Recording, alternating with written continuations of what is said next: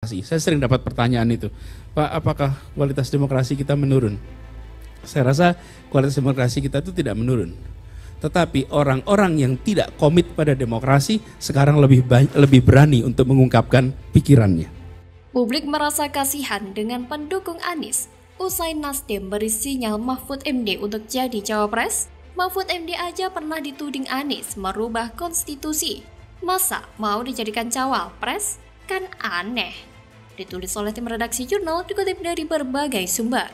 Jadi begini, dia bilang, Prof, saya mau mendukung Anies. Oh silakan, hak Anda mendukung. Kalau ada yang menghalangi, tanyakan ke dia. Kalau ada yang menghalangi Anda mendukung Anies, lapor ke saya. Gitu. Bahkan saya tugaskan Anda, carikan Anies dapat tiket. Biar demokrasi ini hidup. Itu kata saya kepada Anda nih. Tapi saya tidak mendukung Anies. Kalau ada yang meminta Pak Mahfud menjadi cawapres salah satu bakal calon presiden nih, diterima atau enggak? Saya sekarang belum berpikir, hidup itu mengalir aja. Di depan kita nih ada banyak aliran, kita mau milih yang mana, yang penting konsisten aja. Publik merasa kasihan dengan pendukung bakal capres Anies Baswedan setelah Nasdem memberi sinyal Menko Polhukam Mahfud MD menjadi calon wakil presiden. Hal ini disampaikan warganet dengan akun Twitter @lapen_moka78. Menurutnya ada dua pihak yang harus dikasihani atas pemasangan Mahfud MD dengan Anies Baswedan. Pertama, Ketua Umum Partai Demokrat Agus Harimurti Yudhoyono karena tidak menjadi cawapres, dan kedua, para buzzer atau pendukung Anies Baswedan lantaran pernah menghina Mahfud MD. Hal ini disampaikan warganet tersebut menanggapi berita yang dilampirkan Habib Noval Assegaf melalui akun Twitter pribadinya dengan judul Nasdem beri sinyal pasangkan Anies dan Mahfud MD di Pilpres sesama tokoh nasional Kahmi. Melansir dari Kompas TV, Ketua DPP Partai Nasdem Bidang Media Komunikasi Publik, Charles Meikansyah, memberikan sinyal pemasangan Anies Baswedan dengan Mahfud MD di Pilpres 2024. Menurut Charles, Mahfud MD merupakan tokoh yang mempunyai integritas serta kredibilitas dan elektoralnya saat ini menguntungkan karena banyak mendapat sorotan positif dari publik. Lebih lanjut, Mahfud MD dan Anies menjalin hubungan baik dan merupakan tokoh nasional Kahmi. Meskipun demikian, Nasdem tetap berpegang teguh pada prinsip untuk menyerahkan keputusan cawapres kepada Anies. Tapi Mahfud MD merespon soal wacana dirinya diberi sinyal sejumlah pihak jadi cawapres di Pilpres 2024. Ia pun hanya menjawab singkat, upaya perjodohan itu bagian dari demokrasi. Menurutnya, upaya menjadikan dirinya cawapres merupakan bagian dari bunga demokrasi. Jika diperhatikan, jawaban Mahfud MD adalah jawaban sebagai negarawan yang menjunjung tinggi demokrasi di negara ini. Tapi fakta bahwa Mahfud MD bersedia menjadi cawapres Anies masih diragukan. Terlebih Anies sendiri pernah menyindir di acara silaturahmi dan dialog kebangsaan tokoh Kahmi. Anies bilang ada menteri koordinator atau Menko yang mau mengubah konstitusi Indonesia. Oke, kita perjelas dulu. Ada 4 Menko saat ini, Menko Polhukam Mahfud MD, Menko Perekonomian Erlangga Hartarto, Menko PMK Muhadjir Effendi, dan Menko Kemaritiman dan Investasi Luhut Binsar Panjaitan. Kira-kira Anies senggol yang mana? Saya punya gambarannya, dan saya rasa kalian juga udah tahu. Cluenya kalau menurut pengalaman saya mungkin ya, kemungkinan karena Menko yang dimaksud sempat menyenggol soal kasus kebakaran depo Pertamina Pelumpang. Dia pernah bilang pihak yang kasih izin warga untuk tinggal di sekitar depo juga bertanggung jawab. Anies nggak berani nyebut Menko yang mana yang mau mengubah konstitusi. Anies bilang dia nggak bisa bayangin petinggi negeri ini mengatakan ingin mengubah konstitusi secara terang-terangan. Dulu biasanya Anies cuma menyindir lewat kode halus, tapi kali ini kodenya keras, langsung nyebut Menko. Bukan menyebut pihak, oknum, menteri, atau orang istana atau yang lain. Bayangin, langsung nyebut Menko. Orang-orang pasti mikir ada 4 Menko, jadi lebih gampang nebak siapa yang lagi diserang Anies. Dan salah satu Menko yang minta pertanggungjawaban ialah Mahfud MD. Dan sekarang Nasdem malah ingin menggabungkan Mahfud MD dengan Anies. Saya yakin Mahfud MD tidak akan mau menjadi cawapresnya Anies. Lagian, Mahfud MD sudah tegas tidak sudi mendukung Anies. Jangankan didukung, justru orang seperti Anies yang harus dilawan. Justru pendukungnya itu yang harus dilawan karena ada yang intoleran dan mau ngacak-ngacak negara ini. Kelompok haus kekuasaan yang rela membuat kegaduhan tapi merasa seperti pahlawan suci tanpa dosa. Bagaimana kalau menurut Anda?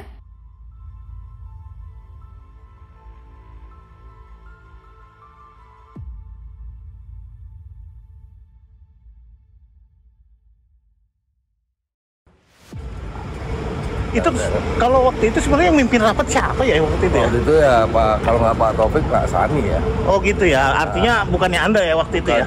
Itu karena kan pimpinan Dewan kok kolektif kolegial.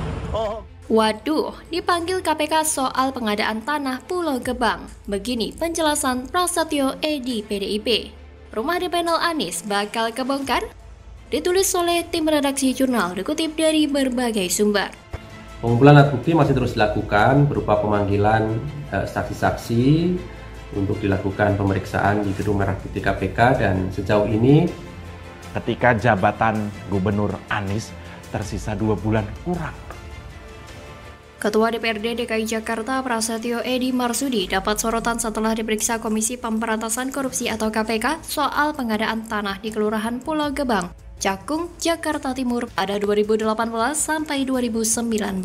Dia diperiksa karena menjabat sebagai Ketua Badan Anggaran atau Banggar DPRD DKI Jakarta. Politikus PDIP itu menjelaskan tanah di Pulau Gebang digunakan untuk membangun rumah dengan uang muka atau down payment atau DP, Rp0. Prasetyo tidak mau berbicara banyak soal pengadaan tanah di Pulau Gebang untuk pembangunan rumah DP Rp0. Menurut Prasetyo Edi Marsudi, fraksinya tidak sependapat dengan pembangunan rumah itu. Fraksi PDI Perjuangan menolak DP Rp0, kata Prasetyo. Pria kelahiran 13 Mei 1962 tersebut mengaku tidak ikut pembahasan anggaran pengadaan tanah Pulau Gebang. Kasus pengadaan tanah di Pulau Gebang ini merupakan pembangunan dari perkara korupsi pengadaan tanah di Muncul. Kasus pengadaan tanah di Muncul ini menjerat Direktur Utama Perumda Pembangunan Saranajaya periode 2016 sampai 2021, Youri Cornelis Pinontoan dan kawan-kawan. Kedua kasus pengadaan tanah di Muncul dan Pulau Gebang ini adalah untuk proyek rumah DP Rp0 yang dikampanyekan Anies Baswedan saat Pilkada Jakarta. KPK sudah menetapkan tersangka dalam kasus dugaan korupsi pengadaan tanah di Kelurahan Pulau Gebang. Hingga saat ini KPK belum mengumumkan ke publik. Kasus pertama, yakni pengadaan tanah di Muncul, sudah selesai disidangkan dan sudah ada vonis pidananya. Majelis Hakim Tindak Pidana Korupsi Jakarta memvonis Youri Cornelis Pinontoan dengan hukuman 6 tahun 6 bulan penjara di kasus korupsi tanah Muncul. Selain itu, Youri juga diwajibkan membayar denda Rp500 juta subsidiar 6 bulan kurungan di Pengadilan Tipikor Jakarta, Kamis 24 Februari 2022. Majelis Hakim Pengadilan Tipikor Jakarta menyatakan bekas Dirut Saranajaya tersebut terbukti telah melakukan korupsi dalam pengadaan tanah untuk program rumah DP Rp0.